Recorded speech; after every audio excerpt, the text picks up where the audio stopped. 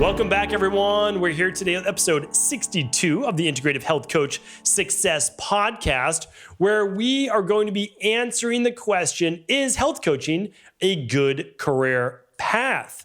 And I hope that by the end of today's show, you'll understand not only whether this is the right career path for you, but also how you might be able to do this for many, many years to come.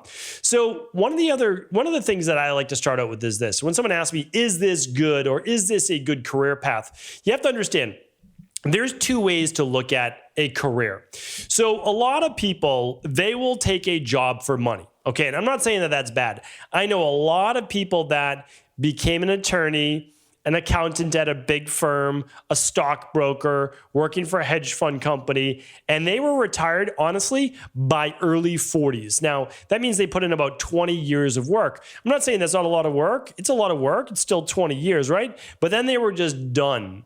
They said, I'm going to make my money, and then I'm going to be done, and that's it. And they weren't happy, though, during those 20 years. They were just like, I got to do it. I'm going to make money. I'm going to save money. And again, that's a decision they decided to make for themselves or their family.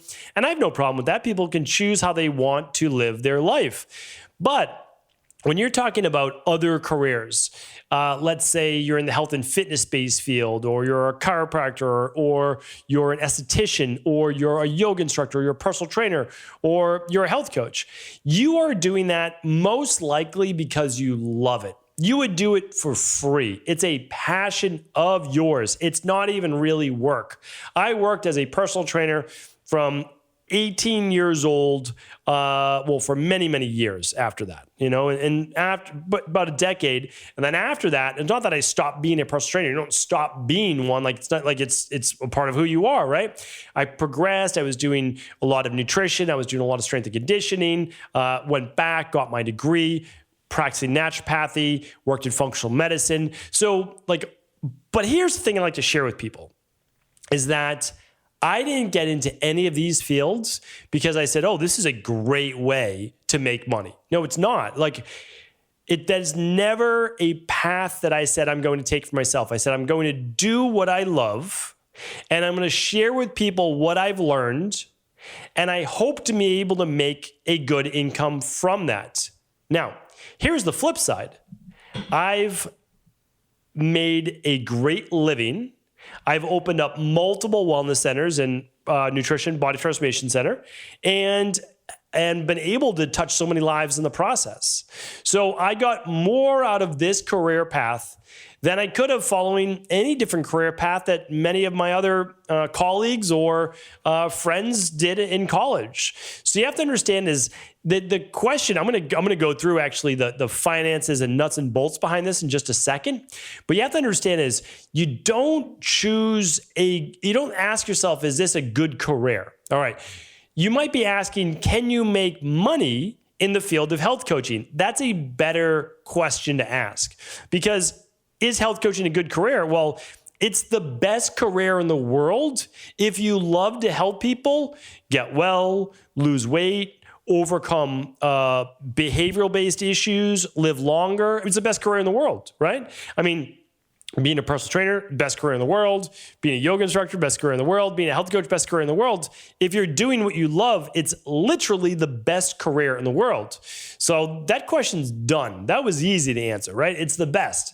If you're doing what you love and it's not work, but you actually get compensated for it, is there a better career than that? I can't think of one, right? So that's easy. All right, just show over. No, I'm just kidding. So we want to move on though. So now really you're asking, can you make an income, support your family, and even become wealthy doing this as a career? And the answer is yes, and yes across the board. But we have to understand this, that the field itself, I just looked up some quick statistics. So let me just take one step back.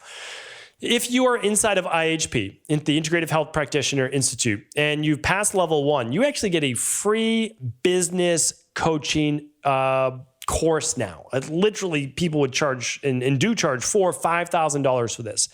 Inside of that, I give you very specific webinars, the future of health coaching and the state of the industry. And I talk about how rapidly health coaching has grown over the past 5 years and over the past 2 years, the multiples it has grown. So it's grown 18% that over just the past year. The previous average was 13% growth every single year. And the last statistic I wanted to give you on that, because I don't want to get too wrapped up in statistics, it went from being a $6 billion industry in 2017 to almost $8 billion in 2022. Pretty amazing, right? So that's billion with the B. And when you look at it, it says that there are about 121,000 practicing health coaches, and there will be by 2022. So if we just do the math on that, there is way more being spent in the health coaching field than there are even coaches for. So if you're thinking, is becoming a health coach a great career path? It is if you love helping people. If you don't love helping people, then you won't be happy. And now you're asking yourself, can I make a good income as a health coach? Well, the answer is yes to that as well.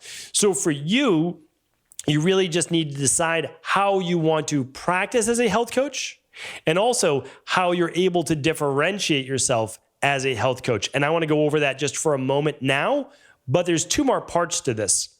And they all essentially go together. It's one of the reasons for this massive growth is that conventional medicine and like medical doctors who are forming more functional medicine-based practices, they don't really know how to do a lot of these other at-home labs, the hormone lab testing, the food sensitivity tests, the omega-3 testing. You get my point, right? You probably maybe heard about me talk about these things on my podcast, The Cabral Concept. They don't know how to do that, but they want to get into this because it could be great for their business. They want to develop more of a concierge practice. Nothing wrong with that as long as they're doing it for the right reasons, right? So what they're doing is they are hiring functional medicine practitioners or integrative health practitioners, level 2s, to then be able to work with clients with those aspects, and they would work with them on their blood work, plus the health coaches or IHPs will be able to help them with nutrition plans. They'll be able to help them with behavioral lifestyle modifications, answer a lot of questions on healthy living, because that's not the medical doctor's foray. So you have to understand is that these practices are popping up everywhere, and that is the way that things are moving. And the reason is that's what people are asking for. Yes, a lot of people still just want to be put on a medication and not think about it. There are a lot of people like that. However, there are more and more people waking up that being on a medication for a chronic dis-ease of the body is not the best way to get well, because all you are doing is masking those symptoms, and you're not truly looking and feeling your best, right? I mean, if you have high cholesterol and you go on a statin drug, are you going to increase your energy or decrease your energy? Decrease your energy, right? Because statin drugs are going to cause a form of cardiomyopathy and actually begin to make the heart weaker. So, and that's scientifically proven, right? And yes, you could take CoQ10. There's no doubt about it. Ubiquinol, all those great things. However, why not figure out why you have high cholesterol? And if you just say, well, it's genetic, okay, well, we could use that excuse for everything. Yes, it's genetic, but that doesn't mean that you have to have it. Meaning like you didn't have high cholesterol when you were 12, so why do you have high cholesterol now? You know, that's the question. And you might say, oh, well, it gets triggered at 30 years old. That's so ridiculous to say that, for a medical doctor to say that to you. That's completely arbitrary. And we know that cholesterol can go up and down based on your diet, your exercise, your stress, your sleep, the whole de-stress protocol. So again, but medical doctors are not trained to know that, just like you're not trained to know what a medical doctor knows. So what happens is when you're a health coach, you actually help to complement the medical doctor, and the medical doctor can, of course, help to complement your practice. So a lot of functional medicine practices are hiring health coaches and integrative health practitioner level 2s, no doubt about it. All right, little sip of smoothie there. Now, the second one is this. Large corporations are creating their own wellness departments. Okay, let me just repeat that. Big corporations, Fortune 500 companies, that means there's 500 of them, right? Big companies are just developing their own wellness departments. And that's because they know, they've seen the data, that if they can help their employees stay healthier, they pay less in insurance premiums, workers are more productive and they're out of work less. I say that for a very specific reason. Big corporations are not these benevolent companies like, oh, we should develop a wellness department to help all of our people. No, they know the data. They are there to make money. And they know that if they keep their people healthier, they pay less in insurance, the people show up more to work, and they're more productive. No doubt about it. And so you have to understand that it is worth it to these big corporations to hire health coaches in order to be able to help them eat better, sleep better, take the right nutritional supplements, etc. And again, I did that way back in the day. I mean, this is in the early 2000s. I was working with corporations in Cambridge, Massachusetts, and Boston, Massachusetts, helping their employees with monthly lunch and learns. With back then, we were doing like teleseminars, not even webinars. And so all of these things are absolutely not only possible, but they exist today. Now, the biggest factor, though, is you need to get hired at one of these places. Now, you can absolutely create your own practice. So I've talked about that on many of the previous IHP podcasts. So just go to ihp.coach/podcast, and I teach you how to set up your own business. But if you're looking to get hired in this $8 billion industry as a health coach, you can absolutely do that, but better to differentiate yourself. So if you're a level 1 IHP, you already have a great differentiator, which is the 7 different pillars of essentially IHP. But you have, you're taught the diet, exercise, stress reduction, toxin removal, rest, emotional balance, scientifically based supplements, and success mindset. So you got that wide reach that you can help a lot of people. But if you do level 2, now you know how to read labs. Now you know how to run labs with people. And that's a big deal as well. So now you can start to get into hormones, and you can get into gut testing. You can get into omega-3s and food sensitivities. And that's invaluable for a lot of these practices as well. So my recommendation is this, is that if you are not a health coach, but you want to become one, now is the time. You don't need to get certified through the Integrative Health Practitioner Institute. If that doesn't feel like the right fit for you, you can join another organization. But now is the time. There's no doubt about it, especially if you're listening to this in October of 2021. If you join an organization now, you could be certified, at least in level 1, by the start to the new year.